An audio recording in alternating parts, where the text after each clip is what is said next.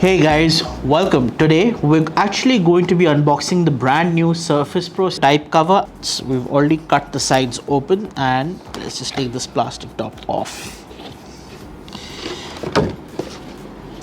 Inside the case, all you have is literally just the type cover. There's nothing else in the box, and that's totally fine because there is really nothing else to it. This is essentially just a flat type cover with a velvet finish on the back. It's actually more suede than it is velvet, and you have the connectors over here, which these are magnetic type connectors, and these two nubs over here make sure that you align the connectors properly. So this is actually very important, because if it was just these magnetic clips, then what could happen is you could have a misalignment. But because of these two nubs over here, which fit into the grooves at the bottom of the surface, this allows the alignment to always be perfect, and that is how your surface and the type cover is held in place.